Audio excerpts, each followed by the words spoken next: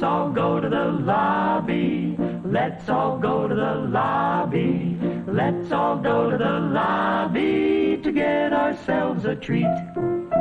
Let's all go to the lobby to get ourselves a treat. Greetings and Happy New Year. It's the first broadcast of the year on Midnight's Edge After Dark. I'm Tom Connors. Welcome to A-rated B movies and B-rated A movies. With me is my co-host and partner in crime, Mr. Script Doctor PhD. How you doing? I am doing well. So happy to be here. Happy New Year, everybody out there in the chat. Merry New Year. We've got a good one today. Yeah, this was like a big duh moment for me. I was like, earlier I messaged Script. I'm like, sorry, I didn't think of a B movie this week. And he's like, it's all good. It's a holiday. I'm like, wait a minute. Duh. I just watched Karate Kid 3. We got Cobra Kai out there. How are we not talking about Karate Kid Part 3? So you watched it real quick and yeah, got more familiar with it, and I have to say, yeah, it's it resonated with me more this time. I don't know about you, but well, I mean, after having seen season 4 of Cobra Kai, yeah, it definitely has a bit more of an impact this time around. It's way more on the kind of dramatic side of things with some of the performances, especially between Ralph Macchio and the actor playing Terry Silver. Thomas Ian Griffith, yeah. Thomas Ian Griffith, yeah, and Mike Barnes as well. Like it's just very over the top, chewing some of the scenery performances. I own you, LaRusso. And it's fun. The other part too is that it is fun because this was supposed to, it be kind of like a good ending sort of this by accident trilogy essentially. And yeah, kind of, sort of, but yeah, kind of, yeah. I mean, it's like I'm certain that they wanted to do more of them, but this is, I mean, for those that might not know, and I'd be surprised if you don't, but not insulted if you don't, is that Daniel LaRusso is pigeonholed into defending his championship in the under 18 Valley tournament. And seeing as how he's going to be a college age, this is the last time he could actually compete in that tournament to defend his title. And so that would also end the journey of being a teenager getting closer towards manhood. Yeah, I mean, we're getting a little ahead of ourselves because, like, we should set up where Karate Kid was at this point because the first film was a sleeper hit of '84. Yep. The second film was a huge hit. And it was one of the rare sequels of that era to make more money than the first movie. And the first movie made enough money as it was. The second one made even more. Now, the third film is a funny one. Now, we could sit here and we're going to get into things that are kind of like off about it, which make it a B-rated A movie. But at the same time, I feel like when we get near the end of this, Script and I will probably be defending this movie more than anything. But overall, you got to remember that when this movie came out, it came out at the same time as a recent movie we watched and talked about, which was Ghostbusters 2.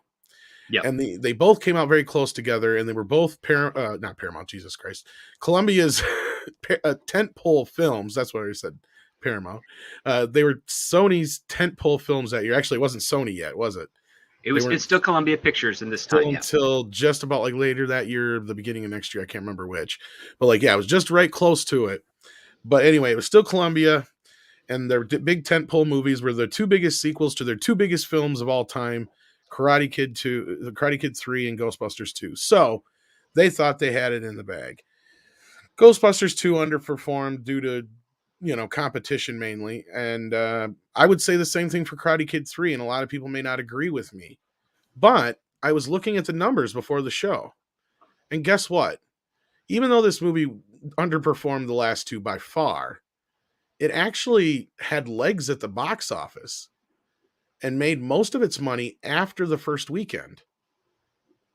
Because it actually opened in competition directly with Batman. Like, Batman had opened up the week before Karate Kid 3. Oh. So, like, it opened... a tough 2 weeks. Yeah. And then it opened up against a couple other films, too, at the time that were big as well. But as you see here, over time, it earned most of its gross in the latter part of its run. And it ended up doing almost $40 million on a $10 million budget, which was still pretty modest for a film of that era, but it's still an A-rated film considering there's no big special effects and all that kind of stuff in the film. I mean, yeah, given its legacy and its position with Columbia Pictures, yeah, they're definitely intending this to be another A-rated hit, like the first. I mean, technically, you could say Karate Kid would be an A-rated B movie because it was considered not to be able to perform so well, but Very really just true. knocked everyone out of the park. And then now you've got Karate Kid 2, which did exactly as designed. And then here, Karate Kid 3 may have been overshadowed by, Batman, but $40 million on top of a $10 million budget in 1989. That's a really good ratio, actually. But I can see now why they did the next Karate Kid a couple years later. Mm-hmm. Because the numbers were there. I mean, yeah, it didn't make nearly, like, I'm sure they were hoping for at least 75 to 100 million at the box office, but this still is nothing to sneeze at for considering the competition that was out there that year. So I can see the discipline of the budgets for sequels, especially during the 80s, when, I mean, I guess the 90s would be more when the budgets got a bit more inflated, but usually, so you always throw a couple extra $1,000,000 to the subsequent film to try and right. Bring back your investment. And actually, I think the budget for this was less than 2, because I think the second film had like a $12 or $15 million budget because they shot in Hawaii. That would be expensive, especially in the mid 80s. Yeah, I believe that was closer to what it was. But yeah, this one was a little less budget. And I know they wanted to make more after this, but Ralph was done. he said, no more for me.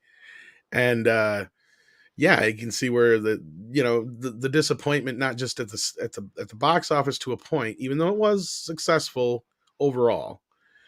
Critically wise, it wasn't. In fact, all the critics just trashed the film.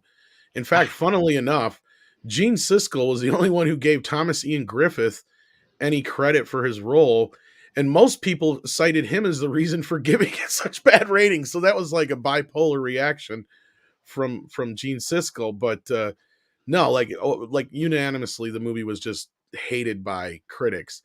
And I still say, though, that showed that there was still some gas in the tank. The show also was supported by a Saturday morning cartoon that started that fall, which was interesting. It lasted about a season. But it wasn't badly animated. It was just kind of a weird concept. Didn't really fit the Karate Kid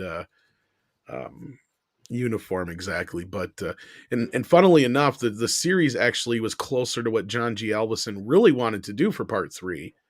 And the studio said, no, we want something more like part 1. And he reluctantly went with this. And this is even, now he's sadly no longer with us, but he said in an interview a while back that, yeah, he did not like this film.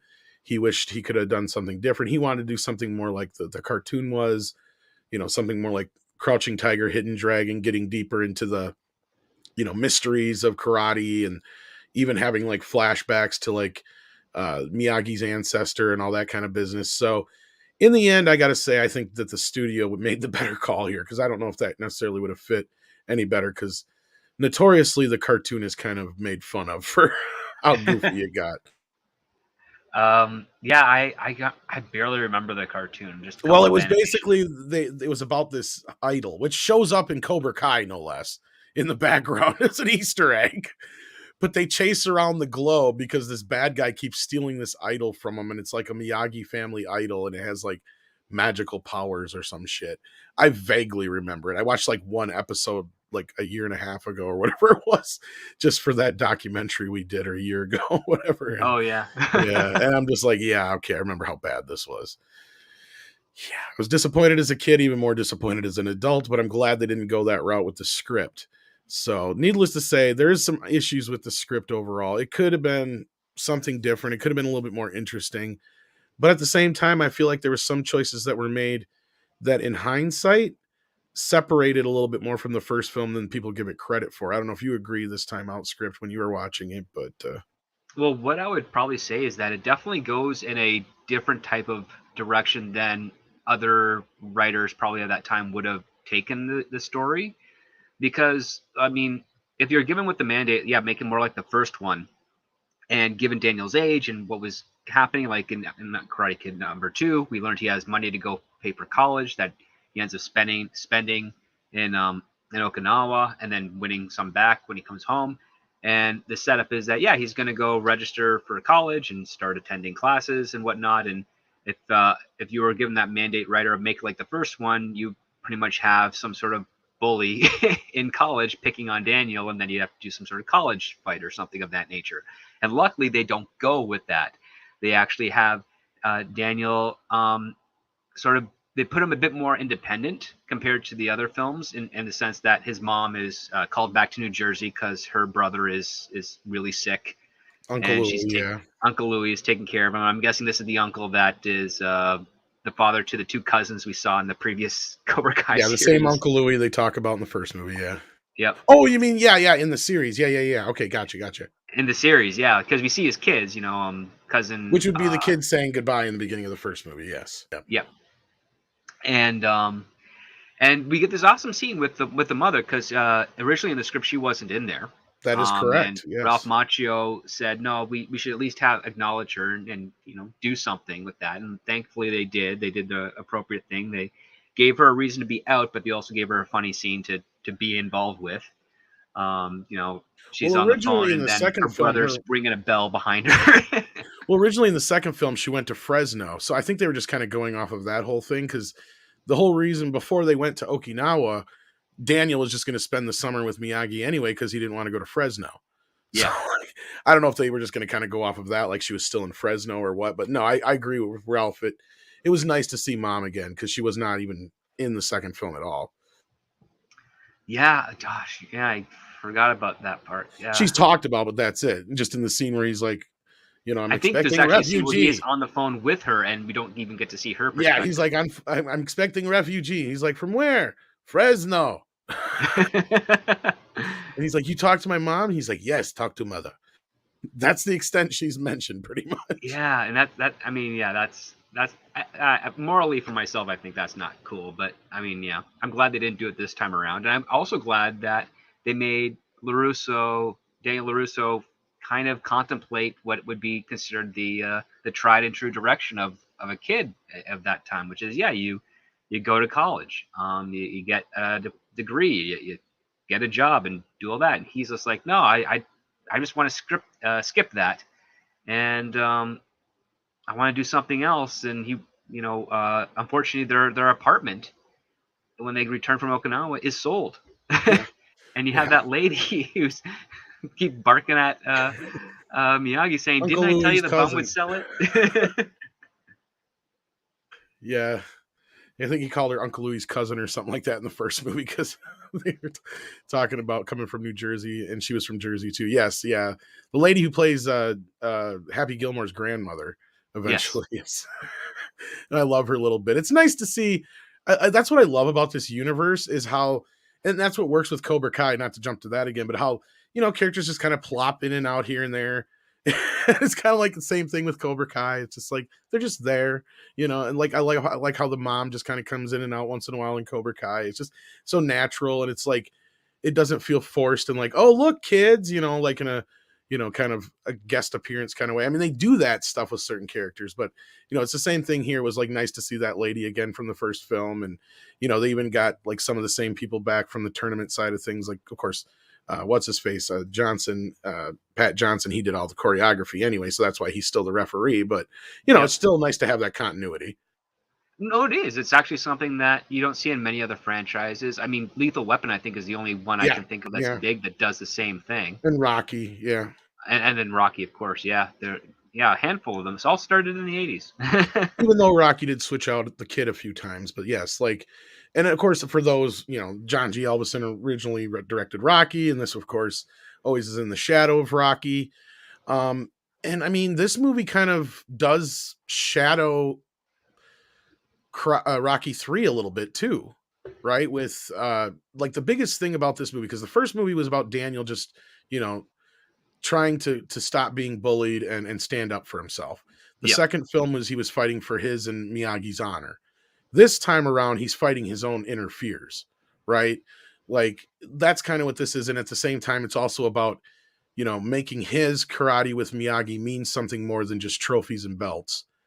And also getting over his own insecurities, because again, that's what he's got throughout this entire film. And then at the same time, Miyagi tells him when they're replanting the bonsai tree, he's like, you'll go your own way and make your own karate and do it your way. You got strong root, just like the bonsai tree, which is, the karate that he taught him. But he basically tells him, you're going to go your own direction and do your own thing, which really I'm glad played into this new season of Cobra Kai. Not to get into that again, but that was one of the reasons why, like, watching the film this last time, I'm like, yes, they need to pick these things from this movie or this season's not going to work. And I'm glad they did. And those are the things that really stuck out to me more this time around, especially the stuff between him and Miyagi when their relationship is falling apart. I mean, it's just heartbreaking in some of those scenes. And I think that stuff just gets overlooked when people talk about this movie.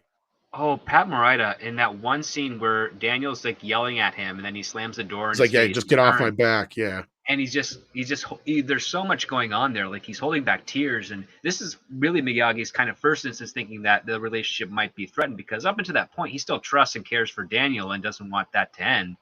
But Daniel's kind of slowly distancing himself from Miyagi because he's in this really tight situation where, I mean, he's already made the decision that he's not going to defend that title, and then now these Terry Silver and Mike Barnes are manipulating his life and situation and compelling on him behalf to of Kreese, compete. yeah. On behalf of Kreese, and compelling him to do all this, to compete, and making his life terrible just because Kreese lost the All Valley tournament and nobody signed up for karate anymore at his dojo. And it's it just kind of like, it's a very petty type of revenge from the villain's perspective.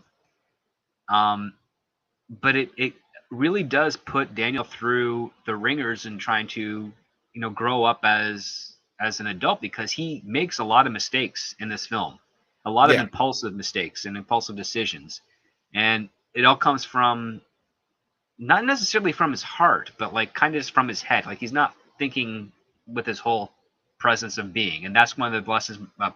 Miyagi. He loses focus, yeah. Yeah, he's losing his focus. He's losing who he is. Balance, focus, all the things that Miyagi said were important, yeah. Exactly, because Daniel does this really like altruistic thing where he leases out a shop for them for Mr. Miyagi to start his business. He wants to sell bonsai trees, and it's a very impulsive idea and a beautiful thing offering to his best friend, Mr. Miyagi, but he doesn't do any of the research. He doesn't say, well, is there demand for bonsai trees? Like, are the people actually going to buy these things? And I love how they address that later on by, he basically says it failed miserably, Yeah. No, I love that part in the Cobra Kai series. But so it's realistic in that sense, yeah. It is.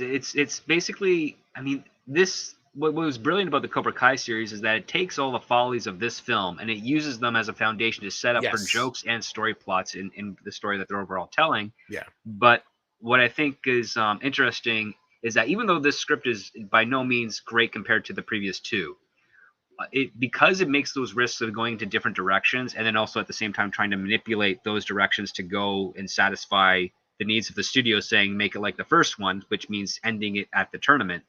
It does its best to try and get us there, and it really focuses really on the challenging of Danny LaRusso's character and trying to see, like, get him to his rock bottom breaking point in a completely different way than where he was. It's almost like the reversal of the first, other two. Yeah, I just say it's almost like the reversal of the first film, right? Like, at the beginning of the film, he's at the best place he can be. Once you get near the end, towards the tournament, is when he's getting right back where he was, where he started, and then he has to kind of reset himself. Like, that's kind of how it works. And again, I agree with you. Like, that's the thing that I love about this movie, taking chances, is everybody unfairly says, oh, it's just like the first film. And I get it. There are a lot of beats that are very similar. You even have scenes that are like almost echoes of the first film, but because of things like that, Ralph Macchio demanded that, the love interest not be a love interest because, well, as we found out later on, it was more so because of the age of the actress, not because of personal reasons, which, that's the thing is, during this movie, Ralph Macchio got a really bad rep. And I feel like it's an unfair rep that he got because of it, because a lot of the decisions he was making were A, because he wasn't happy with the script, B, he wasn't happy with the studio or the people involved deciding to go with a 16-year-old for the lead actress when he's 20 fucking 7,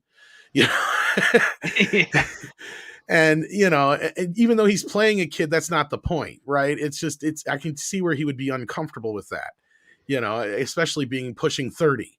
Even Yeah, in that's another thing to consider is that this movie, I mean, even though it came out in '89, it takes place in 1985, very and true, and they even it does made a sure decent. that people acknowledge that in the new series. Yes. Yeah, it actually they do a couple of cool takeaways to establish that this is still specifically 1985, and it most prominently with the dance club music and the fashion of the band and everything. That type of fashion kind of went out by '87, '88.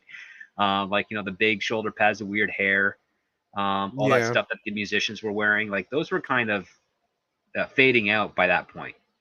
Um, and then of course all the cars were pretty Well, and they much of course they keep saying of the mid '80s. last year when they talk about the Yeah, they constantly talk like refer to this last year and everything of that nature. But yeah. aesthetically speaking, like they managed to still keep it a bit closer to then because if you were to watch, you watch this movie and then you watch Ghostbusters, the fashion is a bit more conventional to today's Yeah, it's standard more in closer to Ghostbusters. 90s in the 89 Ghostbusters than it is. Yeah, I totally get what you're saying. Yeah. And I'm glad for that because there's not a lot of movies that would be like 3 to 4 chapters into their franchise would probably take or even consider or care about that type of I thing. think Elvison was always kind of good about that. And that I think that's also kind of speaks to the same thing with like Donner, like you said with Lethal Weapon. I think it's he worked with a lot of the same people behind the scenes and in front of the camera. Same thing with Donner, and I think that speaks to how it's almost like we're a family, we're making a movie kind of thing. And I think that really bleeds through the movie because even though, yes, granted, this movie is not nearly as good script wise, story wise, all the things that you could put up against the first two films, it's still better than a lot of other things out there and takes a lot of chances. And it still feels like it belongs. And it's sure it's kind of an off kilter sequel that we normally wouldn't see for a third film, but again, like I looking back on it now this last time, I'm like, God, this is so much like Rocky 3. And a lot of people love Rocky 3.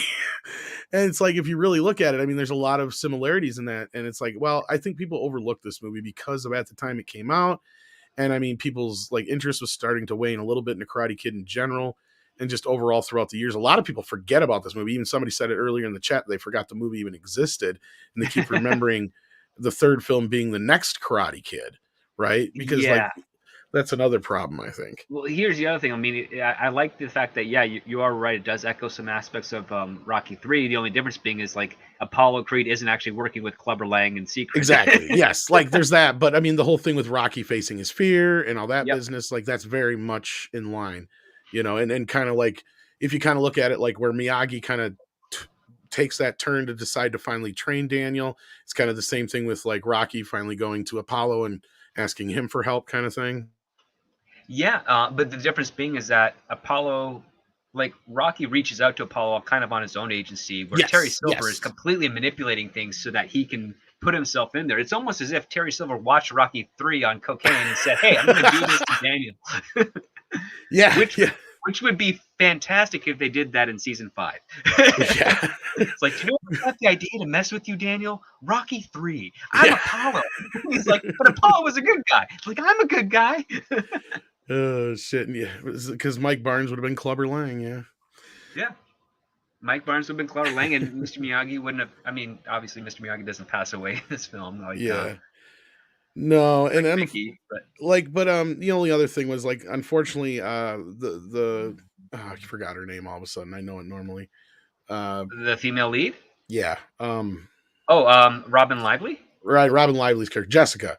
Like Jessica, yeah. Jessica's character is kind of sidelined, and they really should have found something better for her to do in this. I like that's the one thing that's kind of a side effect of changing her from being just a girlfriend kind of character to just being a friend.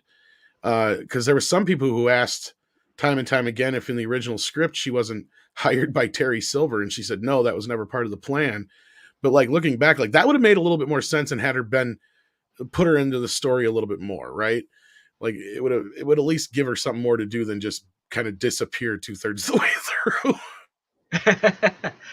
Well, yeah, that was one of the things that's kind of unfortunate with this because you have this newer concept, especially in a bigger movie like this, where you have a female, an opposite of the actor, in this case, a potential love interest, but they don't go the love route; they go the friendship route, which is Right. great because we're actually seeing a bit more of a platonic thing where, Daniel's like jogging with her, and he's trying to get his endurance up, and she's kind of training him in that regard and trying to keep his spirits up, and we're seeing this a friendship that is based on the chemistry of friendship, and there's not any really romantic undertones, and it's kind of refreshing at this time.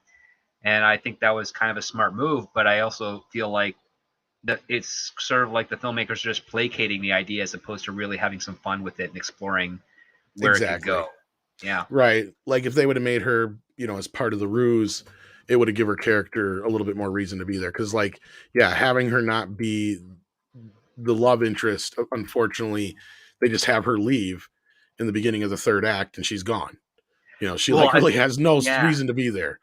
Well, it feels like they did that first scene with the introduction, and Ralph Macchio is like, okay, I did this, and then okay, we're going on a date, and he's like, you know what, this just doesn't feel right. He goes to the director, the writer, says, hey, this doesn't feel right. We got to do something else. And he's like, okay, fine. So when he goes to pick her up, she's like, yeah, my boyfriend and I were getting back together and moving back to Columbus, Ohio. Well, they kind of like, set that up in the previous scene too, because he has the picture with the head cut off.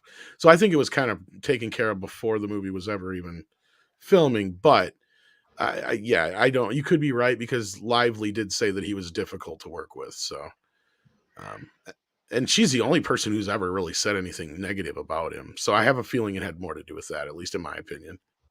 Like maybe she was like, yeah, I mean, let's see, she's born in 72. She was 16 at the time of filming, so she would have been 16 at the time of filming. So maybe she was thinking like, maybe, yeah, I can play like the love interest, but, Well, I'm sure it was a big deal for her because, I mean, I think, did she just do the Teenage Witch movie before this or after? I can't remember which. I think it was just before. So, like, her star was on the rise at the time, I know. And I guess she was looking like she might end up becoming like the next Elizabeth Shue because Elizabeth Shue was doing that part. Because I'm pretty sure the studio probably pressured them into having her as the because I think she did Teen Witch, I guess, after this. Was it after this? I couldn't remember And if it then was just before or after. She ended up doing guest spots on TV afterwards, and then got her big break with Twin Peaks. Yeah, I mean, I remember she was kind of just popping up everywhere at this time. Like, she was kind of the new up-and-coming the next Dick girl, yeah. And then she just kind of fizzled away, unfortunately. But no, like, yeah. Like, well, no, she's been working consistently. It's just but not like she never hit shine as much anymore. Yeah, she never hit like highs like she could have probably. I always thought she was a lot better than she ever got anything to work with anyway, or how you want to put it. Like, she was much better than a lot of the shit she got given to do. Does that make sense? I mean, she bounced around through a lot of television shows, a lot of first series. I think she did like Doogie Howser and Chicago Hope, I remember. Yeah, I think she was on something like that, yeah. Yeah, and Muhammad, as Mr. Miyagi would say about us doing the timing of this conversation, is a cosmic coincidence? I don't think it's a coincidence at all. No. We got a spam bot. Did somebody get it already? I think so. All right. We got a super chat from Beat Bop Boop who says, between RMK and Elvison, who had more control? He means Kamen, the writer. I think Elvison did, actually. I don't even know if Kamen wrote this one. Did he? I have to look. No, Robert Mark Kamen wrote this. Did he? Well, he wrote it as the characters, but I mean, there's no more other. I think. No, I'm trying to remember because I didn't. No, he's got sole writing credit on it. Yeah, he has a sole writing credit on it, but I think Elvison kind of. I think he had more control over. I was gonna say clearly there was influence from Macchio on that part. Yep. I don't know. I mean, Elvison had some say, but he was not happy that the studio got to choose which direction it went in. Because, like I said before, he wanted to do something a little bit more like Crouching Tiger, Hidden Dragon. George, got George in the chat. How you doing, buddy? So yeah, hey, I would say that Elvison didn't have that much power, but he had more power probably than Kamen for sure. Kamen's, it's coming from a writer's script. Yeah, I mean, in some cases, if the writer's not on set every day, you have to the director usually ends up getting more control, especially given this deep into the series. I'm pretty sure they had a very good working relationship with regards to getting the production done properly and being able to reconcile some of the issues that any members of the cast or studios would have, because I don't recall ever hearing any sort of stories regarding these two having fights or anything of that nature. No, and that's what I said. It seemed like it was very family oriented, kind of like everybody always came back, and that kind of a thing. So, and sadly, even even lost a member of the family before this film. That's why it's dedicated to the cinematographer of the first two films, because he Right. passed away sadly just before this movie got started. So yeah, and then Bryant, it brings up a point here we were talking about before the show. Thomas Ian Griffith is young compared to Martin Cove. In fact, he's younger than Ralph Macchio by 4 months. Yep. But since his height and his silver hair at the time made him look a lot older, so I think he was a perfect choice, and I think the age factor helps now, especially. But we won't get into that so much. But no, as you see, this famous photo here that everybody always uses for the first film comes from the third film, and drives me nuts whenever I see it on stuff for the first film, which is almost all the time. Yeah. But yeah. Yeah, you can definitely tell that Macho is pushing 30 in this photo here. They always fuck these up. They use a lot of photos from part 3 for part 1 for some reason, because they're always doing the kata. And they didn't do that shit in the first two. No. He didn't learn kata until the second one, or third one. I mean, sorry, Jesus. Yeah, the first one he learned this drum spinning maneuver, or That's the second one he yeah. learned this drum spinning maneuver. Drum technique. Yeah. Yeah. But I did love the kata because that's another real, like, everything is based in real karate at least, and sure sometimes it's like an abbreviated version, or like the crane technique was kind of it wasn't initially what it was supposed to be. It was supposed to be a one-legged kick, like where you technically never touch the ground, but Ralph Macchio couldn't do it, so they improvised it to what it was. And so that's why it's kind of a compromise. And this kata is a real kata, but it's like a compromised version of the real kata. But I love how it works out in this film, because, again, it's kind of like, Thomas Ian Griffiths is like, why are you messing around with kata? I told you it's a waste of time. And then it ends up winning him the competition in the end, which works out nicely. Yeah, like at first it like distracts Mike Barnes a bit, and then instead of Mike Barnes just like charging forward, he just lets him complete it, which I thought is kind of like silly. But I mean, it serves the purposes of letting him, flip him over, get focused and flip him over. And this is the introduction to the sudden death concept in the tournament. Yes. Too.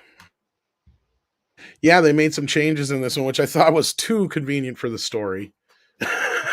Yeah, like I would have preferred Daniel like fighting his way up there. They did make. I'll have you double check this, but I'm pretty sure they made an error in this, because they, at the end of this movie, they announced that Daniel LaRusso was the first to ever win it twice in a row. Or I thought Johnny Lawrence won it twice, but maybe not in a row? Maybe that's the case. Yeah. Because I know Johnny Lawrence won it twice. Yeah, maybe one of the other Cobra Kai one in between there. I don't know. I'd have to look at the actual, because they've done a really, really good job with the continuity between the shows and the movies. And the movies always did a fairly decent job with the continuity anyway. Yeah. Oh no, they went back to the original, like that apartment. That's the original one that's being torn down. I know, that's hilarious. Yeah, it's and I think that might even be the same complex that Johnny lives in now. Like they just changed it to the new one. I think so. Oh, that'd be fun to find out. It looks like it, but it's not like exactly the same. But like it's because like that's what actually happened in real life, is they ended up selling that complex. That's why it was being torn down in real life. So that's But didn't they walk to it in like season 2? Didn't those two go back to it originally? But it was like renovated and different. Like the pool was that's what I think ended up happening. Somebody else just bought it and they renovated it, is what happened. But like the whole point was Miyagi was getting fired. That's why they had to leave, mainly. Besides, but like it's just like I just love that they use the same place, and it was a real location, or still is. Same thing with the flower place, was still there for a longest time. Mm-hmm. The pottery shop that was across the street from where they were going to build that was an actual place too. Store. Yeah.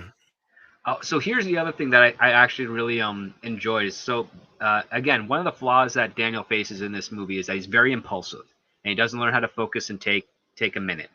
And what he ends up doing, and what ends up facilitating the rest of the story, is after they've been robbed and they're out of money, Daniel decides he's gonna go grab the bonsai tree and the devil's Devil's Hole, is it called, or something? Devil's like that, Cauldron or something like that. I Devil's think it's. Cauldron, right? I can't remember. Yeah.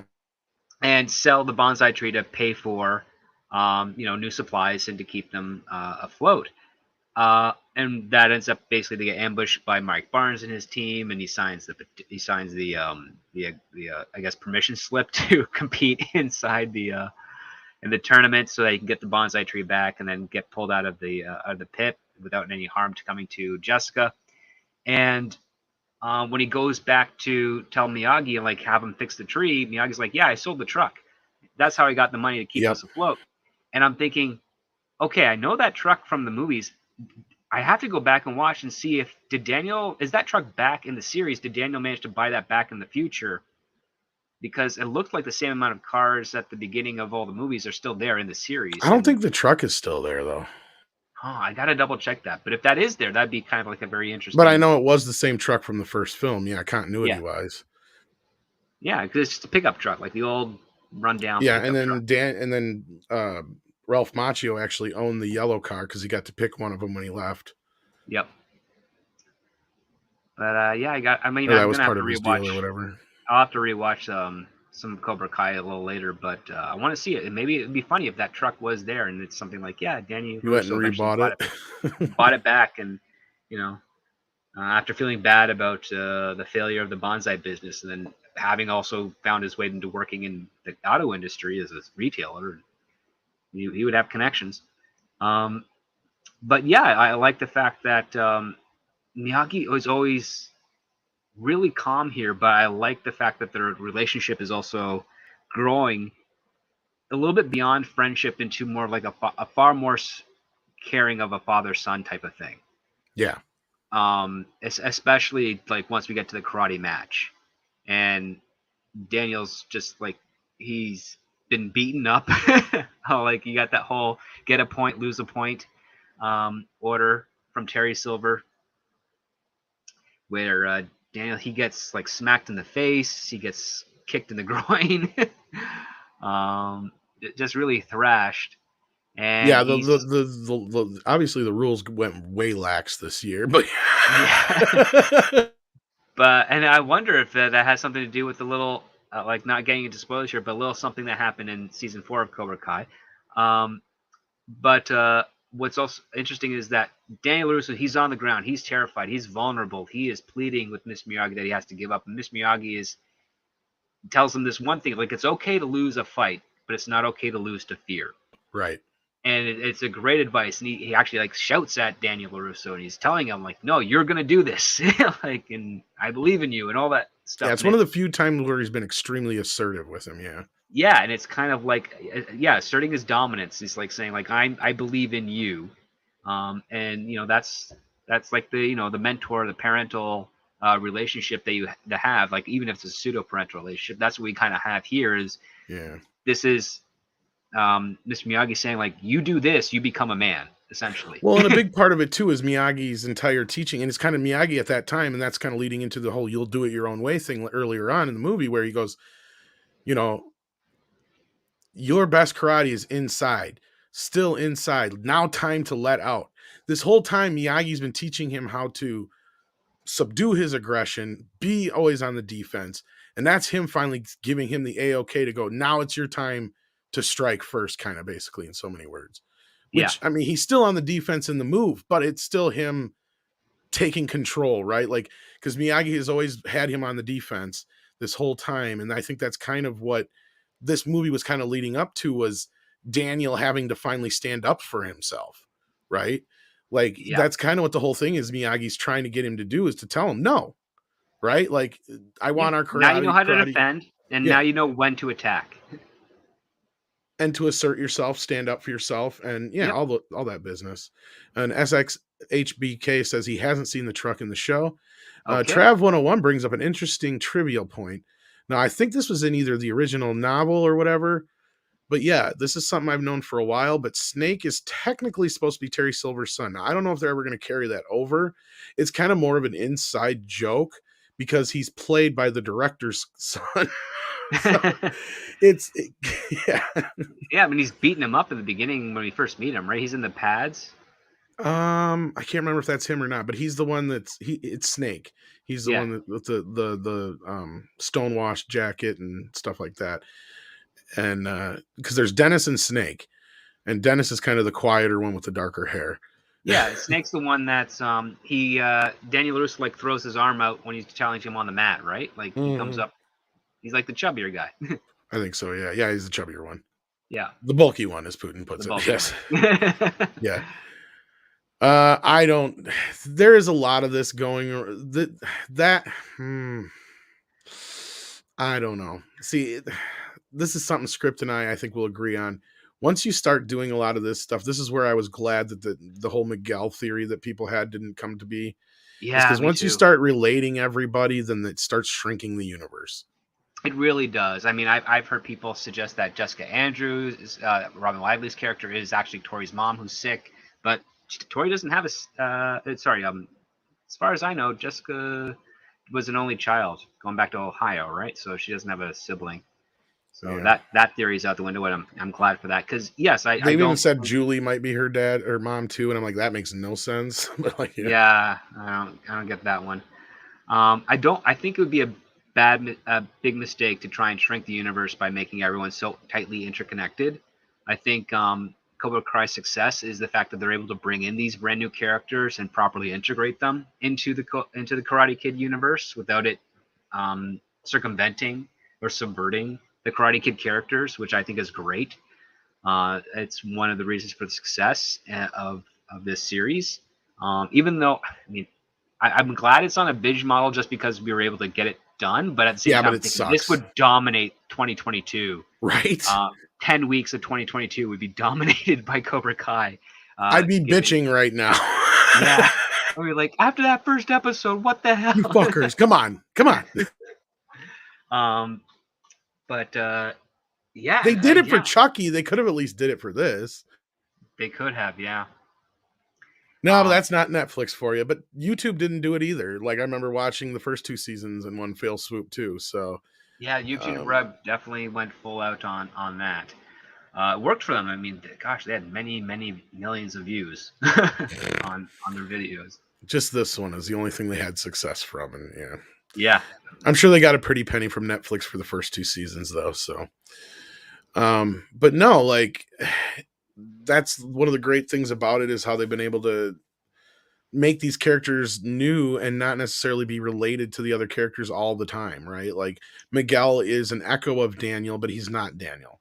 Robbie is an echo of his dad, but he's not his dad. There's certain other elements of other characters that kind of Hawk had a lot of echoes of Johnny as well, and I love how they've been able to mix and match the characters throughout the series, and they've never really gone too far astray from who they really are. They do a pretty good job of remembering things, and bringing things back up. I mean, there was one scene that you and I talked about before the show that kind of took things a little too far, but that's neither here nor there. I'm not going to get into it now. Well, we'll save that for when there's totally a proper roundtable for all of you guys. So. No, but I think that kind of begins with the films, and that's the great part about it is the continuity and how well they did, and the characterization and how solid the relationship was between Daniel and Mr. Miyagi, and how it is played out here. And you brought up the one scene, and I think it's a very fatherly act when he brings in that bonsai tree and it's split in half.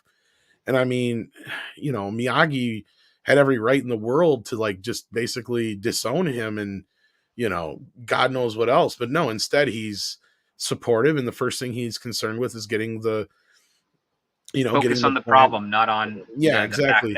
Not on the result, just on the issues. Like, okay, the tree's broken, let's fix it. Strong roots, and that's the message he keeps. When he forgives him right away, right? I mean, he doesn't even think about it. Yep. And I also like how the bonsai tree in this, it's very obvious that it reflects Daniel LaRusso. Right. I mean, as soon as it breaks, Danny's broken there. It's mended, and then there's no buds on it anymore, and that's where Daniel has already started his training under Terry Silver, where you'll see it's healing, but it's not blooming, so to speak, right? So, and that's Daniel at this point. He feels like he's healing himself by learning how to do the front sweep and drawing blood. Very offensive stuff. Yes. very offensive stuff.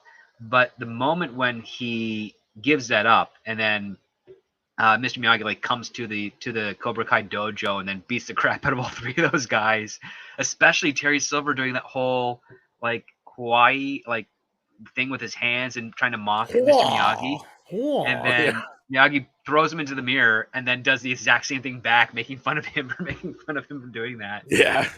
I was like, that's great. And then he leaves and he's like, I'll train you now, Daniel's son. And Yeah. the next shot we get of the bonsai tree, it's after they do the kata montage and all that stuff, they go back to the bonsai tree and it's blooming again, and it's like Daniel's surprised, like, holy crap, you fixed it, it's healed. He's like, yeah, it takes time. That's the thing. Everything takes time. Well, it also helps because before that point, Miyagi just thinks it's all about Daniel's pride, right? He doesn't Yes. realize he's being manipulated the way he was.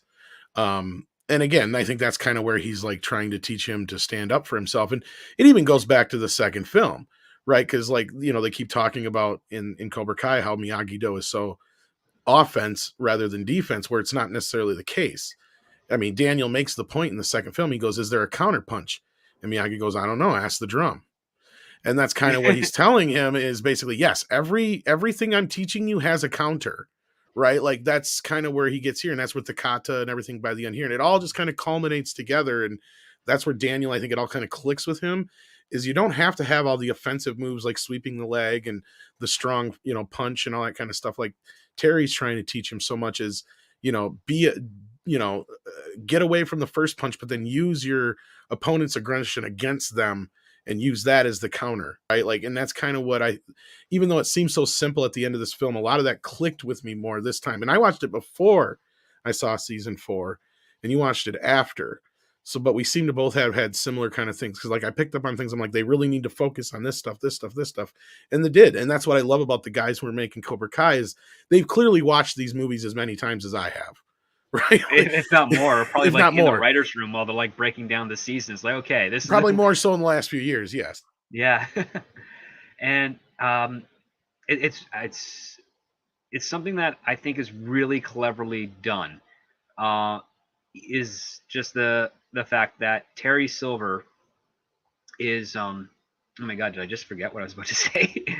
Oh yeah, this is what I want to talk about with regards to manipulation. Like Terry Silver breaks into Miyagi's home, right, and they do that, and it's really well shot the way that they do this, where he sneaks in, he learns he's from the 442nd Division, got his Medal of Valor, and then Daniel comes back ready for his date, and then Miyagi shows up on both ends of the house, trapping him essentially in the middle. And they do this nice little camera pan, and then Terry Silver's gone. Like, oh, where did he go? And Daniel decides he's going to make his decision. He burns the application for re-entering the tournament, throws it in the fireplace, and as soon as they leave, you hear coughing, and Terry Silver has hidden inside the fireplace. And I'm like, that's clever, and it's crazy at the same time.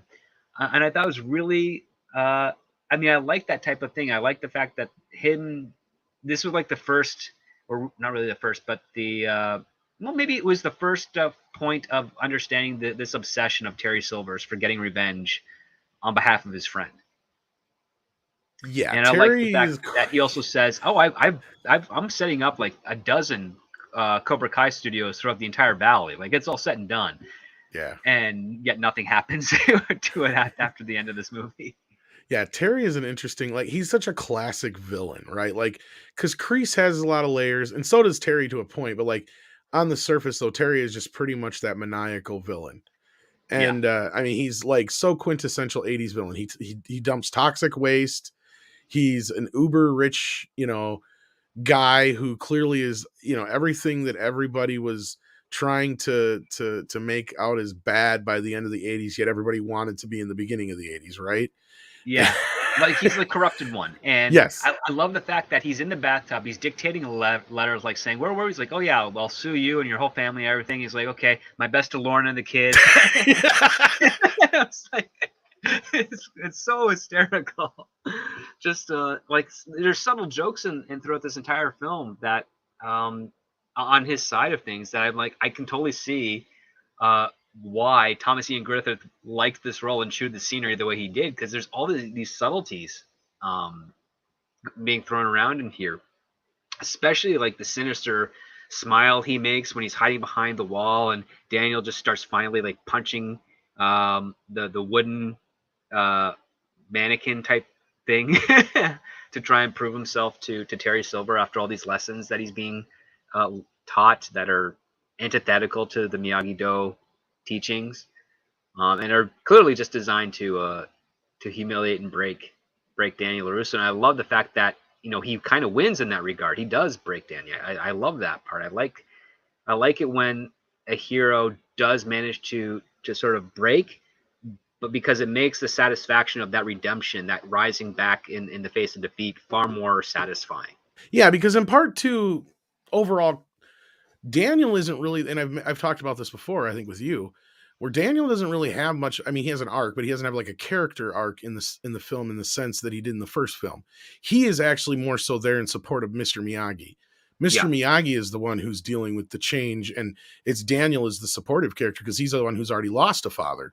Like, you have that beautiful fucking scene where they're sitting there in front of the sunset, and Miyagi's just, crying his eyes out, and Daniel's like, he, it's the one time he can relate something to Mr. Miyagi where it's not the other way around, right? Yeah. Where it's like he's experienced something that Miyagi hasn't yet, and he's like, the best thing I could do for my dad was just be there for him and hold his hand, and which is exactly what Miyagi did, putting Miyagi at peace as best he could as a friend. And it's the reversal of the role, and at the same time, because the only real arc that Daniel has in part 2 is he's got to realize that honor means so much more than just like a tournament, right? Right. And what goes on there is so much different than the shit that he was dealing with before. So that's just kind of more, I wouldn't say that as more character growth as it is just, what would you call that? Just kind of realization. I don't know. I mean, it's a lesson to be learned, but the fact is that in Karate Kid 2, it doesn't feel like it's as strongly a focus for Daniel's pretty much the same person at the beginning and at the end is what I'm saying. But yeah, he doesn't really have much of a change. I mean, he learns to fall in love again, but I mean, that's not much of anything. I do like how at the beginning of this one here we learned that the girlfriend from Karate Kid 2 picked up a dance job, which again plays into Cobra Kai season 3 quite well. And I like how they kind of wrap that up, and they show him like kind of defeated again, and he's in this rebound stage, and then going back to what we said earlier, is like, yep, but he doesn't. I mean, he meets another girl that he likes, but he doesn't get all indignant when she's like, I got a boyfriend, I'm going to be leaving, I don't want to do that. He's like, you know what, I'll just hang out, I'll be a friend. It's like, it's pretty cool. Yeah, I mean, and that's what I was saying is like his growth. He has a lot more growth in this film than he did in the last one. Yes. Is my point. And Trav 101, yes, Paula Abdul was the dance choreographer for this film. She was a dance choreographer for a lot of films, but I believe this film came out right around the same time her career as a musician took off as well, if I'm not mistaken. So it was kind of all just like, this was like one of her last jobs in that arena, and then she had a recording career that took off. So if I remember correctly, those are about they're timed pretty close. Because I remember her videos being on MTV the same summer this movie came out. Oh yeah, that was the like Cold Hearted Snake and the Opposites Attract and all that shit. Opposite Attract, right? Yeah. Yeah, and so she would have just been the choreographer during the dance club scene is all. I think she was also the choreographer on Scrooged, if I'm not mistaken, as well. I'm trying to think. I know she's been on a couple. I can't remember who played that. Yeah, it might have been her. No, not her playing it, but she actually did the actual choreography. Like, she was never actually on screen. She just did the choreography. Like, I would not be surprised. Yeah. Like, I know there's a couple other movies in that period where she's listed as the choreographer before she got famous. Yeah. Yeah. Oh gosh, I'm just now thinking like that club scene where like Terry Silver's just sneaking over there. I mean, again, the cinematography is quite clever because they do a couple of these really interesting transitions where we go from like a Terry Silver scene, and as soon as he like drives off at the airport, we go right to Daniel and Mr. Miyagi coming out of the airport to catch a cab. And we get the similar type of scene again at the dance club where we're on the friend date between Danny and Jessica. They go into the club and they start dancing, and then we do that camera pan, and there's Terry Silver behind a podium, or behind a pillar really, just listening to them. And then he overhears that guy kind of accosting that chick, and then she leaves him, and he's like, yeah, I'm gonna pay you to go cause this kid trouble. What's really funny is that not only does he show up there and then Danny punches that kid in the nose for trying to put the moves on Jessica, but they both take off, and then the guy who's got a broken nose is like, "Where's that guy with my money?" It's like this rich dude still doesn't want to pay. Oh, he's a little snake in the grass. That's the Yeah, beauty of it. Like, and he that's the lives best up to it part. every time. Like, he is Yeah, that quintess. He just, and that's the beauty because he relishes being a villain, right? Like, he knows it, and it's clear. Like, these are the kind of villains I miss nowadays to a point. I know they're kind of one dimensional in a way, but it's just kind of like at the same time they're just so simplistic, right? Because there it's are assholes like this out there.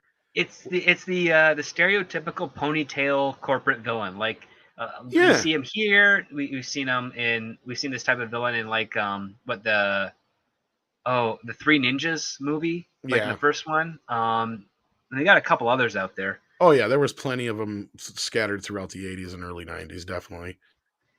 But it's fun, and I like the fact that it's cheesy and it's hammed up, and yeah, for an audience watching this, I'm thinking the '80s. You're like rolling your eyes a little bit at Terry Silver, and as you mentioned earlier at the beginning of the stream, a lot of the critics' response said they couldn't stand this movie because of Terry Silver.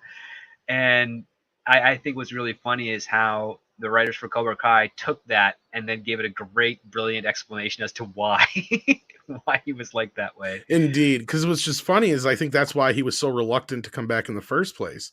Because I mean, he hasn't really been acting in what 20 years. I think he ended up becoming more of a writer and some other things. Like he was very, very reluctant to come back to Cobra Kai, and I think they kind Um, of played that into his character. yeah, I think the last thing he did was in early 2000s. So yeah, at least 15 years as an Yeah. actor.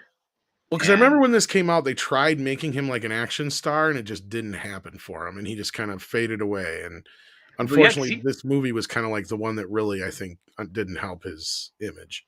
not in that regard, yeah, because he did some of his own stunts and was Yeah, quite apt at some of the stuff that he did there. And I mean, yeah, the other part too is like for '80s action star, he fits. Checks all the boxes. He's tall. He's good looking. He's got charisma. He knows he's got range. Because the two different modes that Terry Silver plays in this one are done really well. Like every time he shows up at Mr. well, he's a Miyagi's very home, likable guy. Yeah, yeah, like like he plays it very well. yeah, Yeah, he's like and the best villains always are, right? Like, I mean, and that's the great thing about Kreese too, is he's a very likable guy in a way. Like yeah. yeah, he has Kreese was that. fun in this one. Yeah, unfortunately, well, and that's the weird thing is the only reason Terry exists is because Martin Kove was busy filming a TV show at the time and could only shoot for a couple weeks. So he's only in the beginning and the end of the film. And Yep. that's the whole reason Terry Silver exists, because otherwise it was going to be Kreese pulling all this business in the background, I guess. But to me, it makes more sense that it's Terry Silver because, that way he can fuck with Daniel a lot easier. He's got the means to do so. I mean, they never really quite say what he did. And somebody asked earlier in the chat, well, they do address that in Cobra Kai. Basically, he obviously runs some kind of like a chemical company He called runs a chemical Dynapox. disposal company and Yeah. finds places to dump toxic waste, which is quite funny. And at the time, probably was very profitable, I'm sure. Well, I mean, it's profitable. Like as I've been going, like the history of that type of stuff, illegal dumpage of toxic waste was not as. I mean, it happened, but it was not as frequent as movies and entertainment would make it out to be. Because a lot of power plants actually were very diligent on making sure they stored that into like a custom warehouse that didn't go anywhere. They were not throwing it in the ocean or throwing it into third world countries or anything of that nature. But the fact that you could have a fictional character that would do that just to really hammer home how evil they are, and then they give that to Terry Silver, I think was quite hysterical and brilliant at the same time, because it's like, yeah, he's made an empire out of doing this after Vietnam, and now, like, and he owns the Cobra Kai property. Like he said, he bought that for a Kreese for him. He doesn't care about all the other stuff. And the bill collectors on the answering machine for Kreese, it's basically he just has two bills: his entry dues for the All Valley tournament, and then his telephone bill. Like that's the only people coming knocking at his door. Like the property's still his. Well, it's technically Thomas Ian's, but yeah.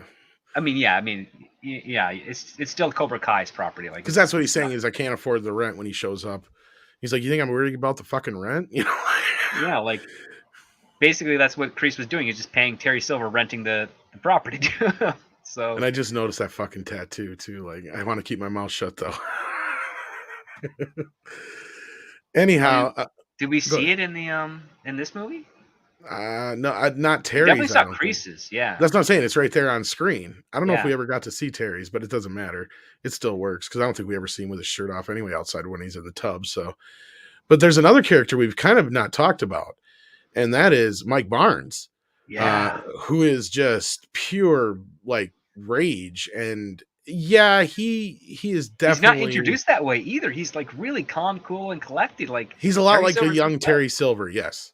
yeah, he comes in. He's like, listen, that I was thinking, I came out here. 25% is not good enough. I want 50% if he wins. And Terry's like, are you as this vicious on the mat as you are negotiating? He's like, more. He's like, boom, then you got it. Like you get 50%, you win.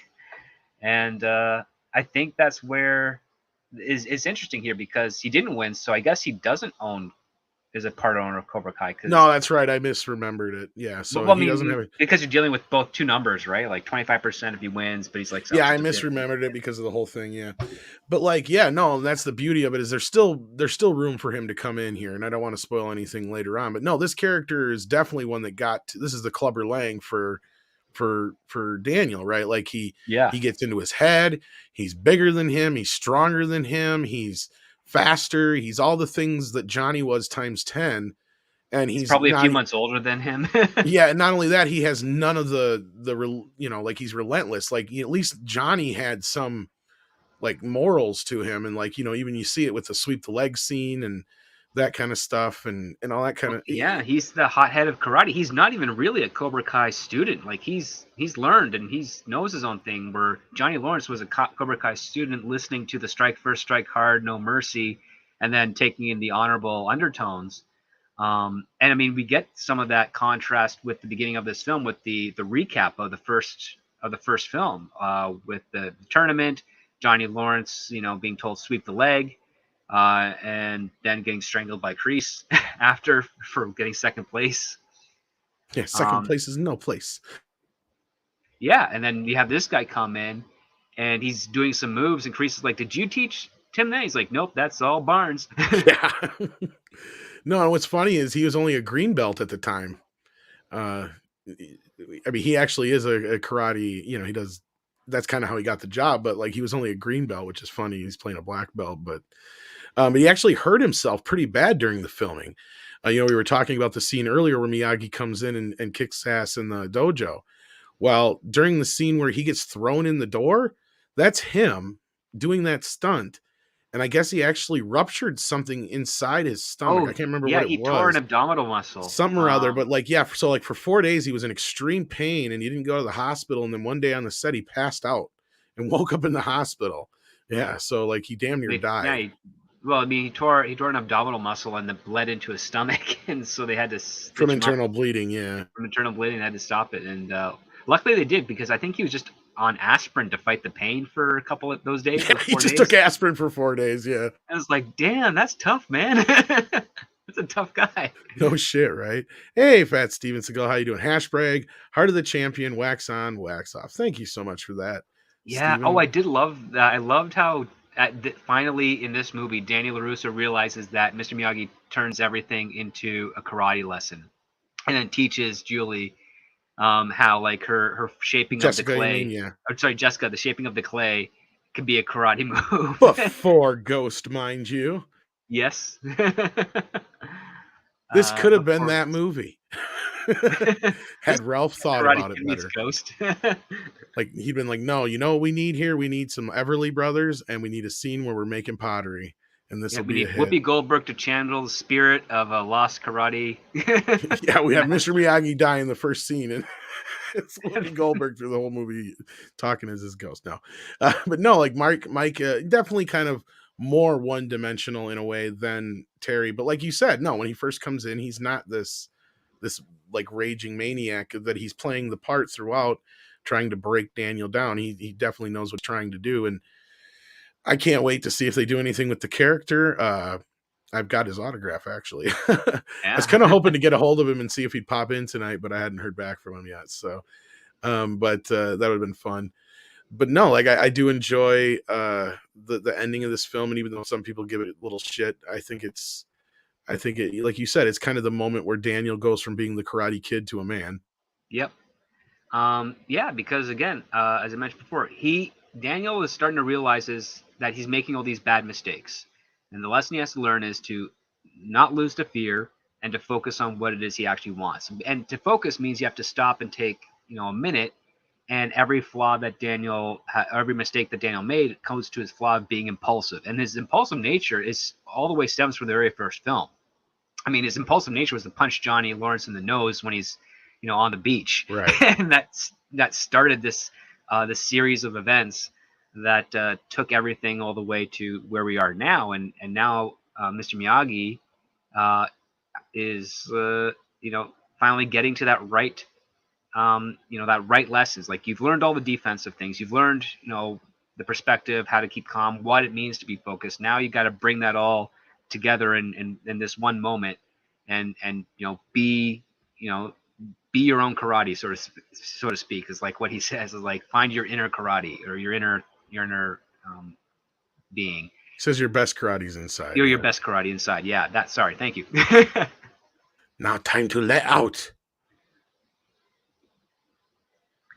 I love that part. And I mean, again, this is one of the rare occasions where this movie does have more depth to it as a result of this latest season of Cobra Kai, which is a testament not just to the writing of Cobra Kai, but also seeing all the potential that this movie had, and being able to properly use it so that this movie ends up having a bit more meaning. Like, this is kind of how you do kind of like a sequel prequel relationship well. It's like, you understand what it is you got to do in the prequel side of things to benefit and complement the original, and at the same time, for a sequel, you have to understand the value of what's in that first film, or that first iteration, so that you can build up and make what you're following up with as satisfying, or if not more satisfying, than the original.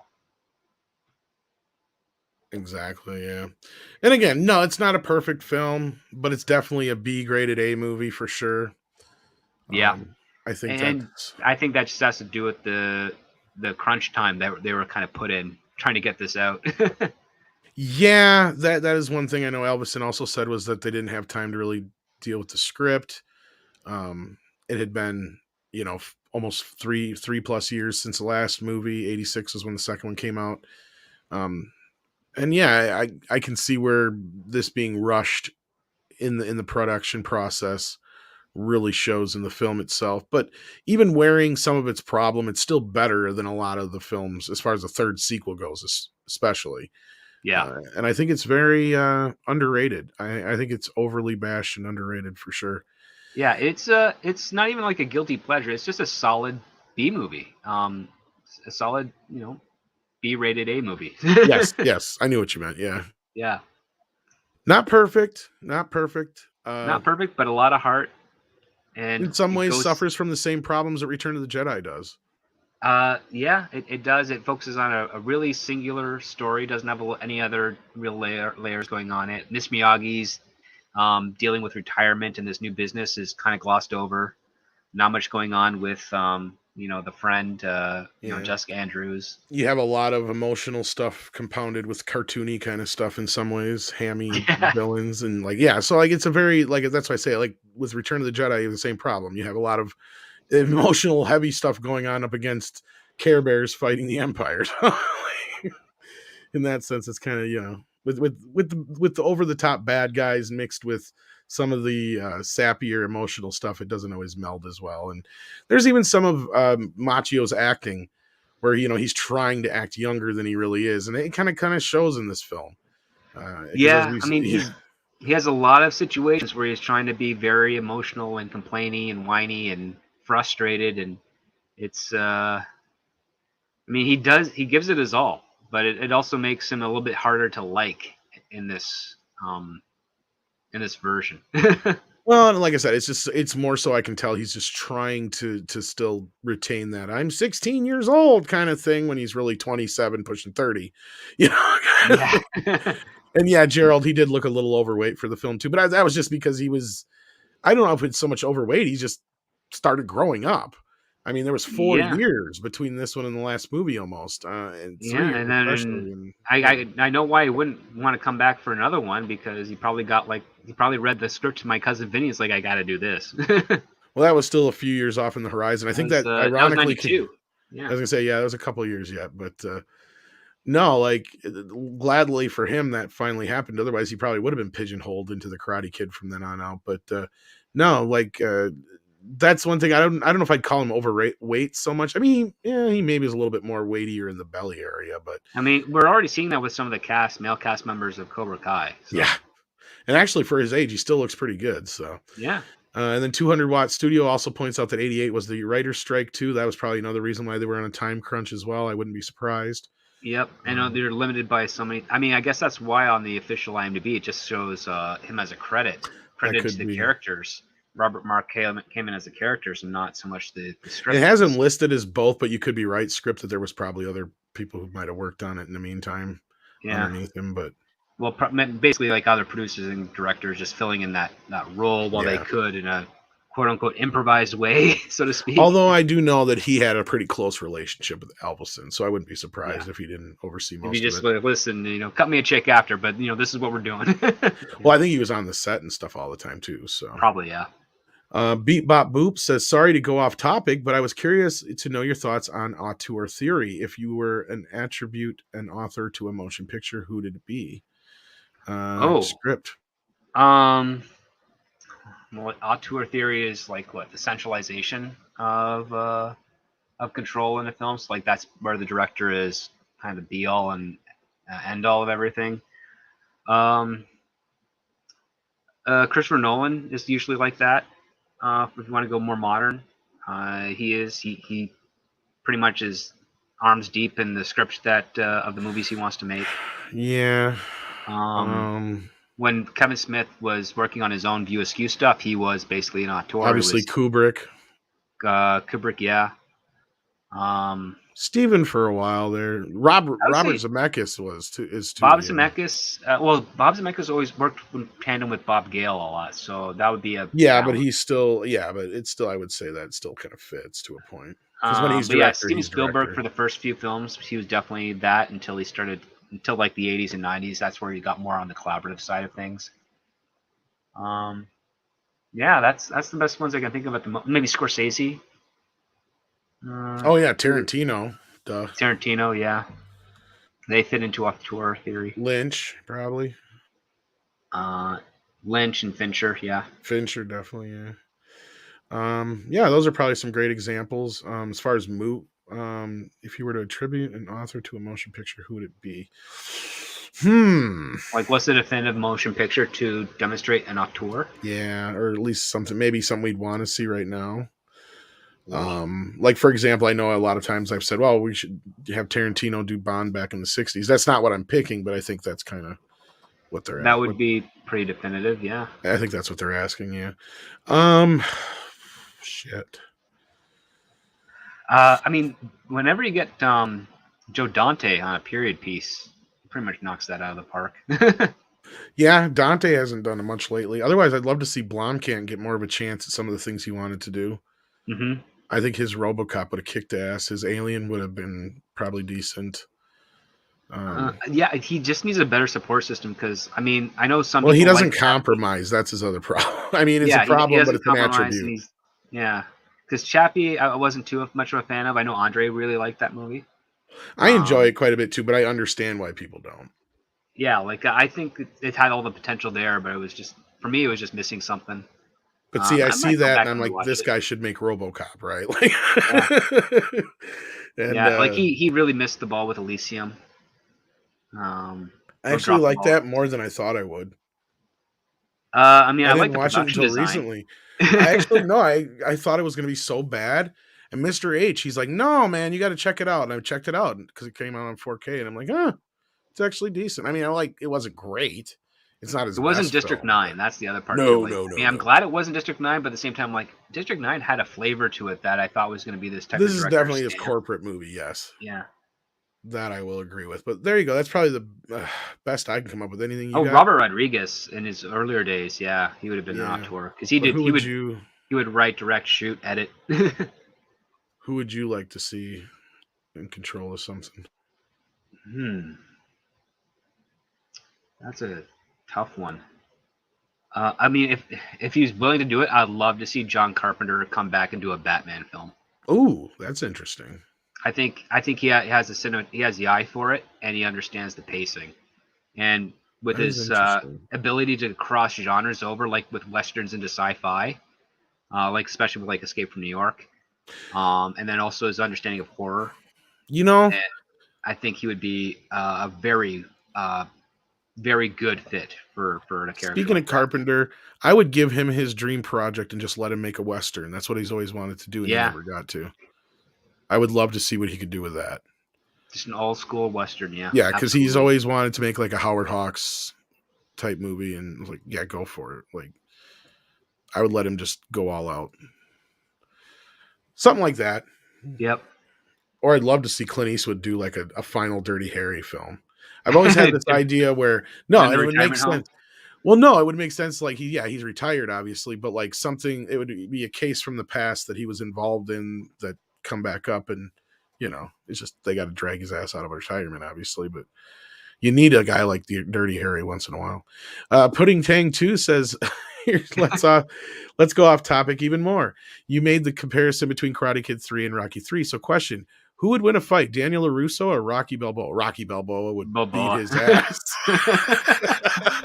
Rocky's taken harder hits than Daniel LaRusso has ever had. So I don't think that's a competition at all, yeah. Even today, I would still say Sylvester Stallone. Sorry, Ralph, I like you, but Ralph might be more nimble today, but yeah, like I still think I'd give Stallone the edge. Yeah, that's a good one. Good question. Yeah, no pronouns here, only sensei and student. I like that 200-watt studio. I can't wait to talk about Cobra Kai. I think we're gonna talk a little bit about tomorrow on. I think Paulie wants to do something soon, so we'll probably do something on Latino Slant. Andre, I don't think is going to get a chance to watch it till this week, so hopefully we'll do that soon. But yeah, I can't wait to talk about it more. Professor Gray says, random question: favorite Pulp Fiction's film? Favorite Pulp Fiction films? Okay, so like past Pulp Fiction films. Like you're doing like a film noir Pulp Fiction style. Yeah. Out of the Past is a great one. Raymond Chandler. God, I don't know. I always liked the original Scarface. Would you consider that one? Was that more of a gangster film, I guess? No, that's a hard. Would that be considered a pulpy? It's been years since I've seen the original Scarface, so I don't know. That's not fresh off my mind. I don't know. I haven't seen it recently to see if that fits in the pulp. That's the thing, is I haven't seen a lot of those classic pulp films to really be able to.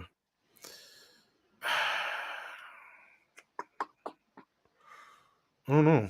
It's a good question. I like Who Framed Roger Rabbit. I know that's not a pulp film.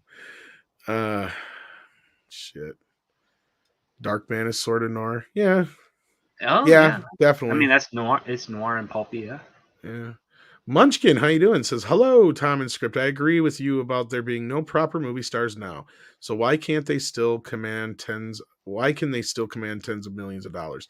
Certain ones can. Yeah, that's true. Certain ones can. Oddly enough, like Gerard Butler can't break the 10 million. I was gonna say there's a lot of actors now that used to get big paydays that are lucky to get even fraction of what they used to, like Jim Carrey and stuff, probably. Like right now, the paydays are usually coinciding with the franchise they're in. So like Scarlett Johansson, she could probably net, 15 to 20 million for a Marvel film, but anything outside of that, she's not going to get anywhere near that high. In fact, you take a look at some of the other movies she does that aren't Disney affiliate, she's probably getting maybe more of a modest thing between 8 and 15 million. Oh, and probably less than that even. Or maybe less, especially if it's like an indie project that she's really likes the script and characters. She'll take less. Well, you got to remember, Robert Downey Jr., his thing was because of who he was prior to and what he brought to the table. And then it goes up with each movie. So like that's where the contract part comes in, and that's where Paul Rudd, his big payday was what? Endgame or whatever he got paid quite a bit for. Yeah, he got paid quite a bit for that. He didn't get paid much for Ghostbusters Afterlife. Yeah. But here's the other part too. So like Robert Downey Jr., if he never did Iron Man, he would probably still be pretty prolific actor and a lot of interesting stuff, but nothing But that he would wouldn't be hit making near. anything. Yeah. But he would probably still be making anywhere between $5 and $10 million. Just above He scale in a lot of cases, probably. Actually, I well, I don't mean, think he'd get that scale much. ranges for differently across the board. Like I was gonna up say in I don't know if maybe he'd get those 500 big a day. paydays, but yeah. Yeah. But yeah, like it'd be different. Like again, take a look at some of the bigger names from like 5-10 years ago. Take a look at like Gerard Butler, Bradley Cooper, those guys. Try and see what they are average making a film. It's not as high as you think it would be, given how popular they were at their You'd be peaks. surprised how many actors do movies now for just $1 million or $2 or less. Like it's surprising because they have to almost, and that goes right to that direct thing I've been saying is that there really isn't a movie star anymore. Sure, you got your Tom Cruise and a few here and there who can demand it still, but really, I don't think Tom could get away with demanding some of that shit if he wasn't making Mission Impossible or Top Gun 2, on the other hand. Yeah, like one of the things that actors do, especially once they start getting those big paydays, is they start a little mini production company, and that mini production company allows financing for films to generate a lot easier. And as a Right. result, that allows them to have their higher paydays. Like Robert Downey Jr. has Team Downey, which his wife runs pretty much, Yeah, Will and Smith's Overbrook. Will Smith's Overbrook. You've got Scarlett Johansson's got her own thing. I can't remember what that was called. I can't remember what it is Will either. Ferrell's got his own, and this is what a smart actor does: is they start their own little small production company. They get assistance, and then because they have that company, when they go for a line of credit, they can use it as leverage or collateral or whatever you want to put it to help secure additional financing for another film, either an independent film or a smaller studio film. And if that does well, performs well, their value of themselves and that production company increases, and that allows them to roll it over into bigger projects and so forth and so forth. And that's why when you see someone like Robert Downey Jr., he got like a $50 million payday. You have to remember all that $50 million doesn't go directly to him. Right. I mean, he loses it on taxes, and then it goes into his company, Team Downey, to finance his employees and search for projects and help development deals and all that other stuff. So, I mean, it Well, it doesn't usually last as doesn't long as break you down think. like a Yeah. good big portion of it, like goes right to taxes right away. So Yeah, they're unless you lucky to have break. a proper way to funnel that money out so that it can avoid Yeah. a bunch of taxes. Because Yeah. I know a lot of TV actors that they do as best they can, but in the worst case scenario, they lose at least 50% of their paycheck to taxes. A lot more than you'd think, actually. Yeah. And then, yeah, Andre, I mean, there could be an argument to be made for these three right here, and maybe you brought up Script, who plays Black Widow, what's her face, Scarlet. Scarlett Johansson. Yeah. Those actors can possibly bring people's butts in the seats, but it's still arguable, is it them or the property? Well, Because he's The the other Rock, person. yeah, The go ahead. Hitman Bodyguard wife had Samuel Jackson and Ryan Reynolds, and it And it did still not do failed, well. yeah. Yeah. And that goes to my point too with The Rock, is like, yeah, he's great in ensembles. He's got some big hits when it comes to like Fast and the Furious and the Jungle, or not The Jungle Jungle Cruise. Cruise looking like it's going to be a new franchise for him, but the Jumanji, that's what I was trying to think of. Jumanji and that kind of stuff does great, but outside of that, I think San Andreas is his highest grossing film, and it's only made like $170 some million. He's not as big a box office draw as people think. He's well known, just like Ryan Reynolds and Jason Statham, but again, Ryan Reynolds, he can kind of open movies, but he's had a lot of stinkers that just haven't done anything too, here and there. Deadpool was kind of the only reason he's probably as prominent as he is right now, I'd imagine. Because otherwise, Ryan Reynolds was still kind of I wouldn't even call him an A-list actor up until then. I mean, he was a star, but not like a star. I don't know. See, that's the thing. It's real tough to gauge a movie star anymore because none of these franchises are sold on who's in them anymore. It's generally the concept or the IP or whatever, or not. Well, yeah, the movie's brand becomes more important, and I mean, in some cases that's a good thing, but in other cases it's a bad, because if the brand just becomes more important, then you start to lose sight of the things that made the brand what it is, because you're dependent on just the reputation of it. Like, I mean, I remember in the days when Reebok, Nike, and Adidas, they were all about the brands, but I mean, if I bought any one of their running shoes, they would only last me maybe 6 weeks because like I ran and walked a lot, and they were not always that durable. And these are like, $80 to $150 shoes at the time, to the point where I just said, screw it, I'll buy like an off-brand thing and just go through. I'll be spending less money going through them as frequently as I do normal shoes. Well, yeah, and it's just like I kind of have to remind people, yeah, Sylvester Stallone and Schwarzenegger were huge actors, but a lot of their bigger movies, there's only a few and far between when it really boils down to it. Like Schwarzenegger didn't really start making money till the 90s. Yeah. I think So True Lies was one of his bigger ones outside of bigger ones Terminator. after Terminator. Yeah, his biggest movie was Terminator 2 because the first Terminator barely made 40 million.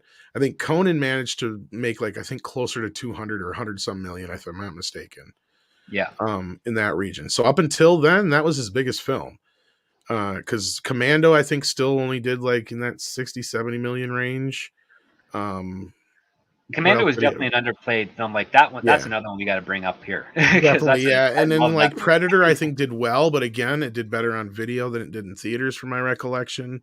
Yep. Uh, I mean, there was an again, oversaturation of 80s action movies. So even with the stars, they're trying to bring in the audience. There was so much variety and choice to go Rockies around. did well, but Rocky 4 was the highest grossing from my memory. And same thing with Rambo's. The only one that really made any money was Rambo 2.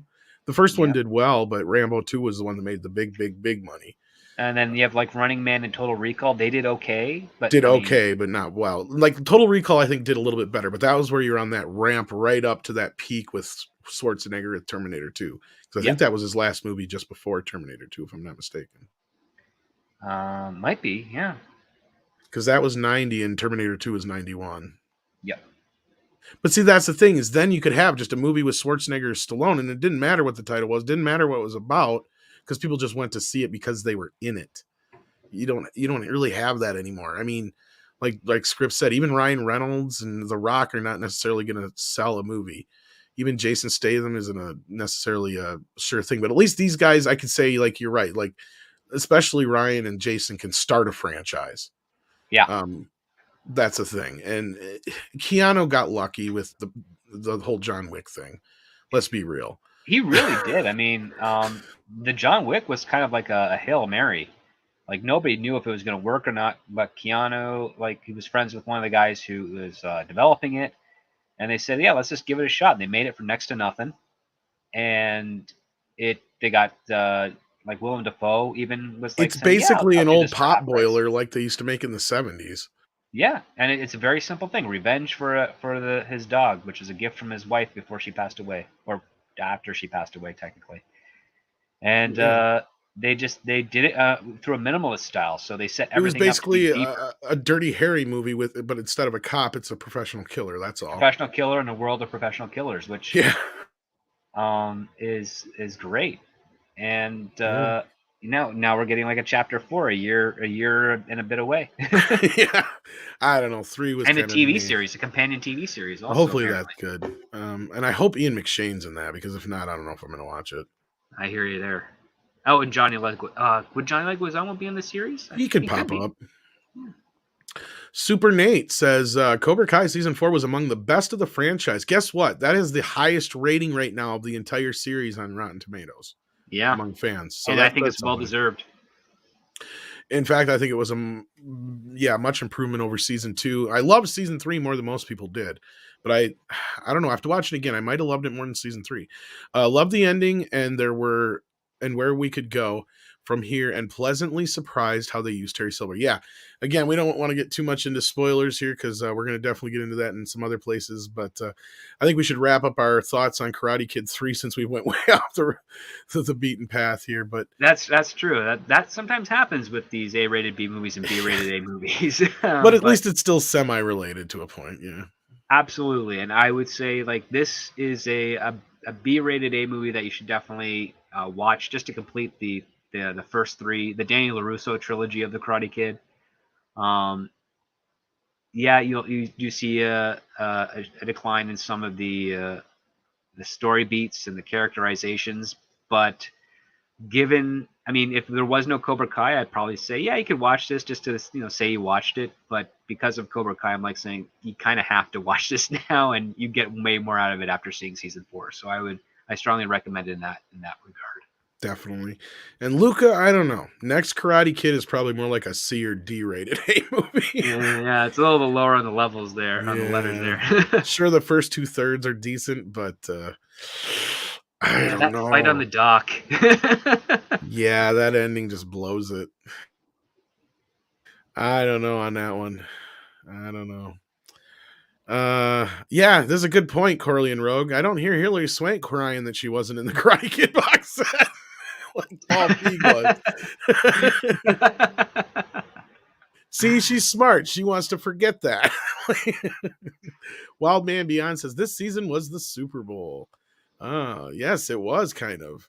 It was a great way to end off 2021, that's for sure. Indeed, it was. Save the next Karate Kid for when Julie appears. Well, maybe.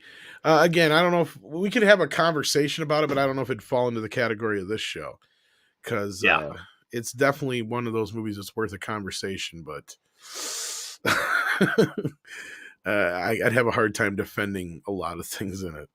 And again, I like it more than most people do, and that's just because I love the Karate Kid that much. But and there's some great Miyagi moments, and Julie isn't a horrible character. Like Script said, it's really just that final fight and the idea of the uber militaristic hall monitors is kind of batshit crazy. But yeah, the whole high school security ROTC parallel doesn't work.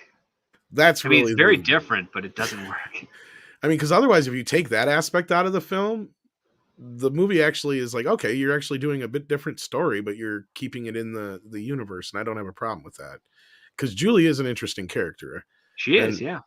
Lessons Daniel learned when Swank shows up. Yeah, you could never know. 200 Watt Studios. I brought that up many a times because now you have a bunch of students who have learned a lot of aggressive karate. You also have a teacher who has to learn how to relearn everything, and that's what Julie was all about. She was overly aggressive. She already knew karate. It was all about Miyagi trying to teach her how to deal with her emotions more than anything. And there's a good thing, especially that LaRusso could, because the way that they I don't want to talk about spoilers, but the way that they can talk about season 4, they could definitely, if they carry that through to season 5, they could definitely bring her into season 6 to pay that off. And I think they've even hinted that they know each other more so than just in passing. Because originally when the show first came out, I can't remember which one said it, but one of the producers, writers, showrunners had said that, they probably met at Mr. Miyagi's funeral. But then there's a scene, I think in season 2, if I'm not season mistaken. 3, actually. Is it season 3 where they have Robbie and his daughter practicing on the balance? Oh, wait, that is season 2, because season 3, Robbie's in juvie, right? Yeah, because when they walk in there, though, he goes, it's been a long time since 2 students have been in this dojo. Yeah. So he's either referring to him and his daughter, which I don't think that's the case with Miyagi. I think it's more so Miyagi teaching him and Julie at the same time. Because the whole thing that he teaches them, you need 2 people to do that. So it makes complete sense. And it would give them a little bit more of a past to work with, at least. But it'll be interesting to see how they bring them. I've loved how they've been able to do this so far because they've done everything I've said they need to do. They've done a lot of the things I've semi-predicted, but they've done it in ways that I haven't been able to quite predict exactly. So they're still able to change it up without, becoming overly predictable and but yet still doing what they need to do. It's really tough to explain. But could Julie be Tori's mom? Now, this was a big thing that kept coming up from fan theories, and I'll resort back to what we said before, and I hope not. They've already. There's something in season 4 that confirms that this is not the case. That Julie is not Tori's mom because they introduce a character that makes it impossible for Julie to be Tori's mom. That could be the case for my memory. I'm trying to rack my brain, but we're trying to be all cryptic right now. But yeah, we're trying to be. But not only that, I just go back to what we said before. I hate when they do that to relate these ancillary characters just to kind of make them more relevant or tie in somehow. It makes the universe much smaller. I mean, it's different when you're starting with a character like with Ghostbusters, where Phoebe and Wolfhard, whatever the hell his name is, character's name is in the Trevor? movie. Trevor, yeah, where they're actually already related to a character. That's a little different scenario, right? Like, and same thing with like Daniel's kids and whatnot. Like, that's a totally different thing. But when you have a character and then all of a sudden, just out of the past, some other character just happens to be some relation to them, you're getting into like soap opera territory, and it's shrinking the universe. So hopefully that's not the case. But I understand why people want to do that. Oh, that's right. Yes. Okay. Yeah, you brought that up earlier. Yep. You're right. You're right. No worries. I forgot all about that because Yeah. And yeah, like Julie, I don't know if there would be too many familial connections anyway, because Her like parents died. her She's being parents raised by her died. grandma. Yeah. She's an only child. So yeah, I don't think that there'd be a lot of that anyway. But you never know. I don't think that the writers would go that route. Is Leonardo DiCaprio a movie star? Yeah, sort of. Like I would think Kinda. his new He movie would was. be more popular right now if he really was. Don't Look Up is not doing well. That's my point. Yeah, like we've reached a point where it's really tough to call anybody a movie star.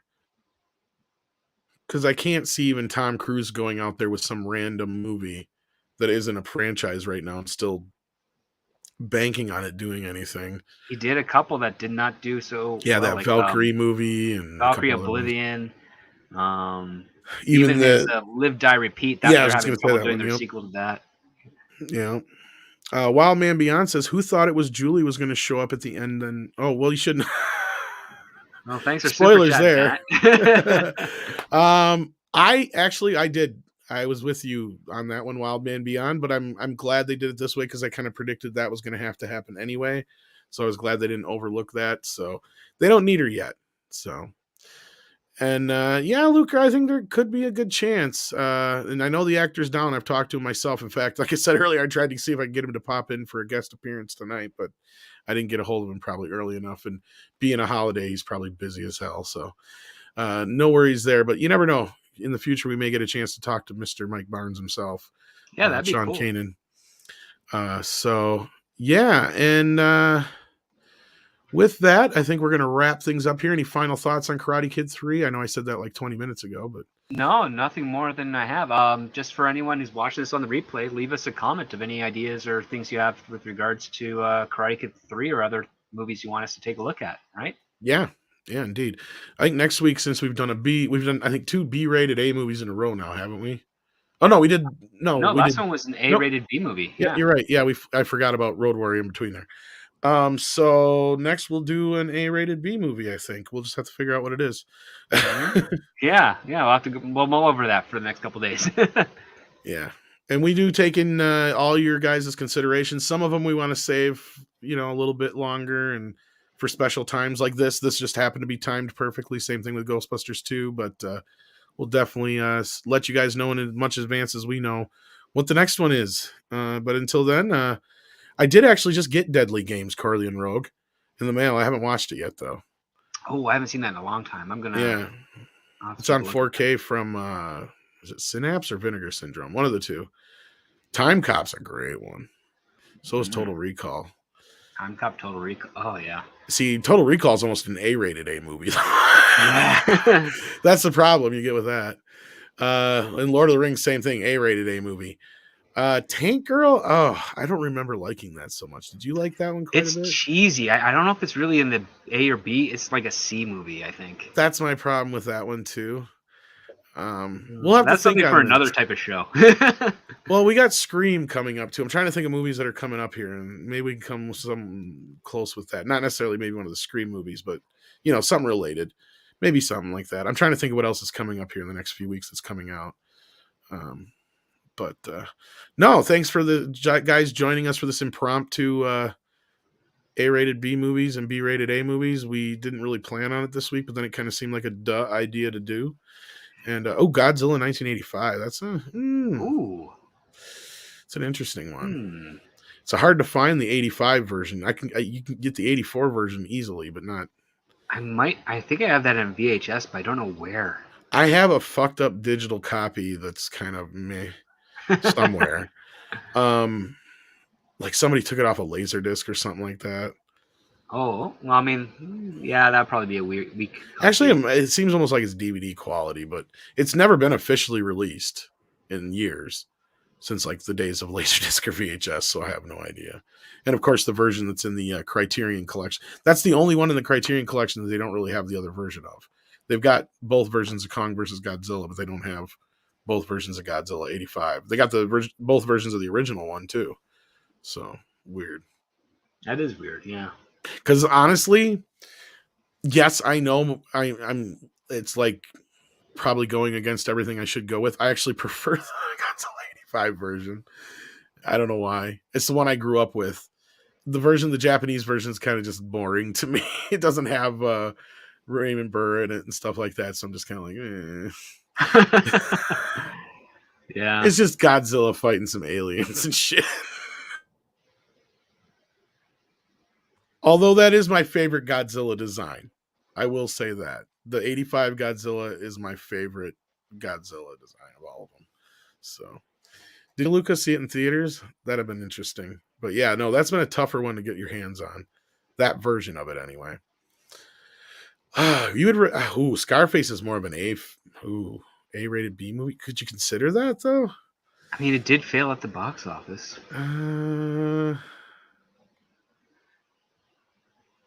We'd almost have to get Pauly in on that one. Yeah. Let's think on that one, because I don't know if I'd consider that a B movie. Leave us a comment in below on the stream, because we'll check them out, and we'll start pondering that. We'll reach out to Pauly and see what his schedule's like. Yeah. I love Shin Godzilla's design because it was like a nice, it was kind of like a mix of the early design with like a more naturalistic design. It was kind of cool, yeah. So we'll have to do a Godzilla movie at some point, that's for sure. Eventually, yeah, absolutely. Yes, I mean, we will. I mean, we're probably gonna have to do the Roland Emmerich Godzilla, because that is that's like a D-rated A movie. I actually like that movie more than I should. There's some charm to it, but yeah, it's. Here's the thing: because I detach myself from the idea that it's a Godzilla quotation movie.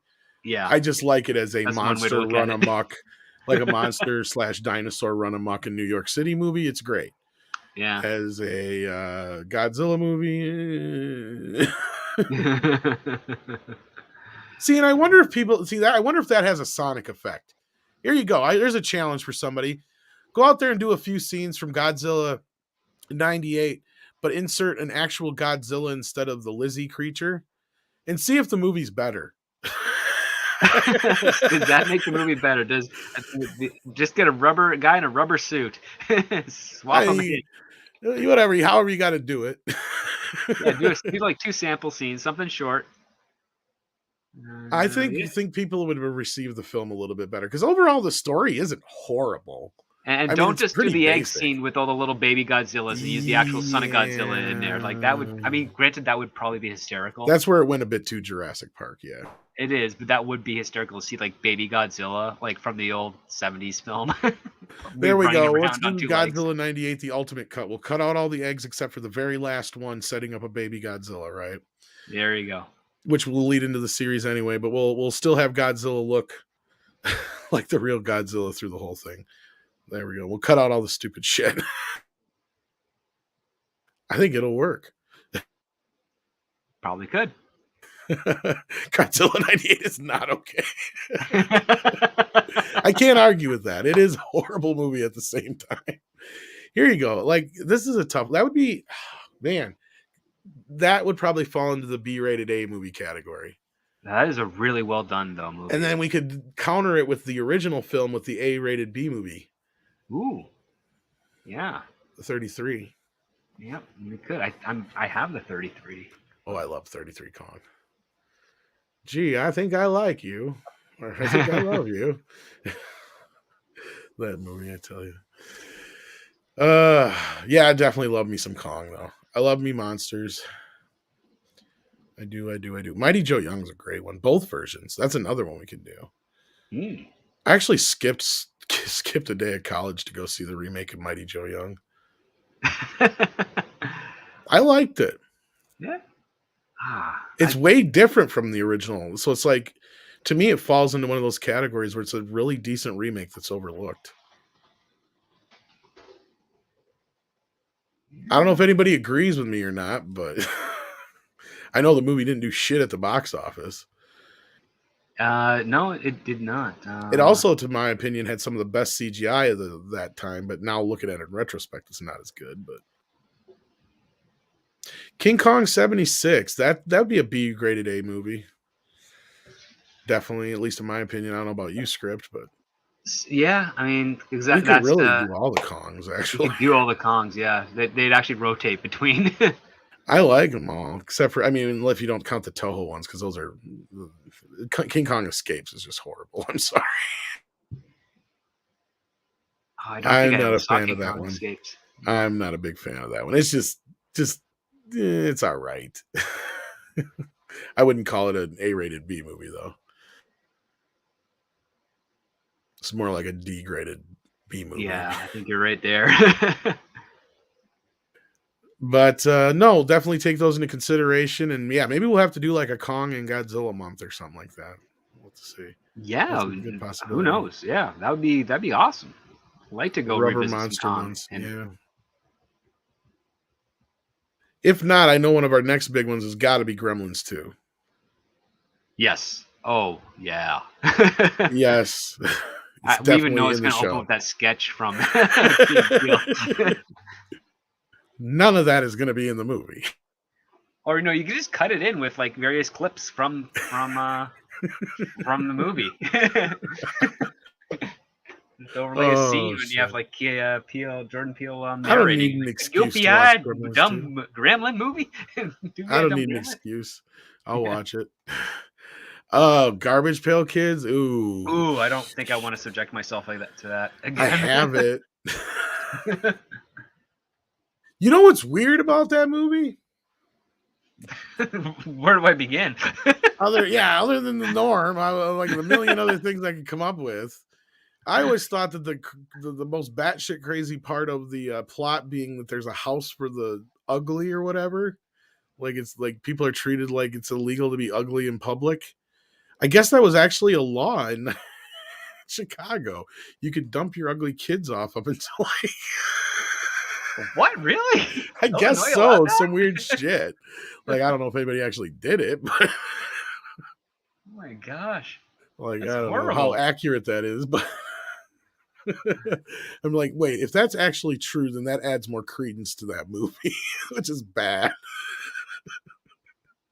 Because Garbage Pail Kids, the movie, is batshit insane. Well, yeah, I mean, it's supposed to be like a response to the Cabbage Patch Kid dolls, and I'm not even sure the people knew what they were making. Because clearly it's supposed to be a comedy / parody / extremely tongue-in-cheek kind of, you know what I mean? Like the plot is batshit fucking crazy, but then whoever's making the movie, I can't remember the director's name, they're like doing it like as serious. well, earnestly, yeah. Yeah, and it's like, wait a minute here. There's a tonal problem you've got going on. It's like you're trying to present this like it's a serious like kids movie, but then at the same time, whoever wrote this script was clearly writing an adult parody type movie, like that you're not in on the joke. Yeah. I guess everyone who else was working on it, aside from the screenwriter, was just not in on the joke. That's all I can think of. Because if you look at it, it's like, how can anybody treat this like they did, right? Like, you can't tell me you read this script and actually took this shit seriously. This is clearly meant to be like a batshit crazy, like, like bonkers Mel Brooks style kind of comedy type thing, right? Like, like very tongue in cheek, almost. What else am I thinking? Airplane kind of thing, like very The Zucker guys, yeah, Zucker. yes, Abrams, very. What's the word I'm looking for? I hate the word parody because they are a parody of the Cabbage Patch Kids, of course, but I'm trying to think. Not irreverent, but no, I mean it is definitely. Yeah, I think parody is the closest you're going to get to it. yeah, it's meant to be something like that, I think. And like I said, between whoever at the studio, whatever happened, that because I mean, you stop and think about it, like because the fact that they make it semi-serious makes some of the jokes in that fall very flat and like almost fall into a dark place because you're basically told that all the other Garbage Pail Kids were killed if they were picked up by the Oh god. So that's what I'm saying, like there has to be a point where somebody Lampoon maybe, dearest, Lampoon can work, yeah. That's what I'm thinking of, something in that respect. Yes, this definitely was a dark humor, tongue-in-cheek, meant to be like a PG-13 satire. Yes, that's another word. Dark comedy kind of thing. And they tried to make it a kids movie. Somebody lost somewhere in between there. They like didn't get what they were doing. It just clearly You could have another one. You could have a discussion on that movie, but I don't know if it'd fall into the category of this show. No, that's its own thing. That's like Definitely. a WTF movies thing. Very much. Like what the film. Meet the Feebles got it better. Yes. See, Peter Jackson understood that was probably what it was supposed to be like. Get what I'm saying? Like whoever wrote this, that's what they intended. And between the card company tops and the studio, they're like, no, this has got to be a kid's movie. Yeah. Like, and it's a very dark comedy, really, if you think about it. But anyway, Critters would definitely be. We brought that one up before. Harry and we have brought up Henderson's Critters. studio. We should do that one. Harry's a good one too. Harry's an overlooked one quite a bit. How did you feel about the Flintstones movie? I actually kind of have a soft spot for that one. I thought it was all right. The first one was actually, you know. Yeah, I'm not talking about Viva Rock Vegas. No, Rock Vegas. Oh gosh. The only bad part about the Flintstones is why in the hell did Steven Spielberg cast fucking what's her face as Betty is beyond me, but yeah. Oh, Rosie O'Donnell. Rosie O'Donnell. She does the laugh. She was the only one that could do the laugh. Oh, she's horrible as Betty though. And she doesn't sell it, that's for sure. I mean, I did like Halle Berry as Sharon Stone. That was funny. See, that's what I loved about it. It had a very good sense of humor about it. See, that movie got what it was supposed to be. Yeah, that movie understood what it was, yes. My Blue Heaven, that's a good choice, yeah. Oh, I don't think I've seen that one. You've never seen My Blue Heaven? Let me double check. That's a movie I would think you would love. It's Steve Martin and Rick Moranis. Oh, yes. No, I have seen this one. Yeah. I was going to say, I think you would love that one. That's like right up your alley.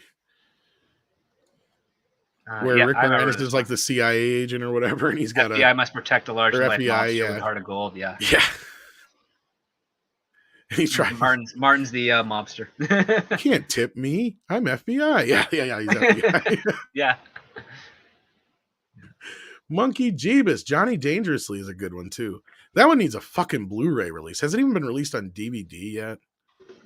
It was released on DVD years ago. I don't think it's got anything. My mother hit me once. Oh, I hope they restore the Weird Al song too. I hate that other opening. Yeah. Ugh. I don't know if they have that up there in Canada, but I don't know. The original movie opened up with the Weird Al song "This Is the Life," and the video versions here in the U.S. and when they show it on TV, it's some other weird like song. It's not even that song for some reason. Probably because they didn't want to pay the rights. Yeah, they didn't want to pay the rights. Yeah. Short Circuit's a good one too. Yeah. Oh, Short Circuit's great. I even love Short Circuit 2.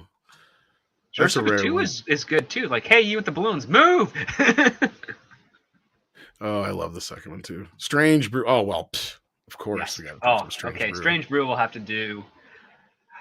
We'll have to do pretty sometime soon. Yes. Yeah.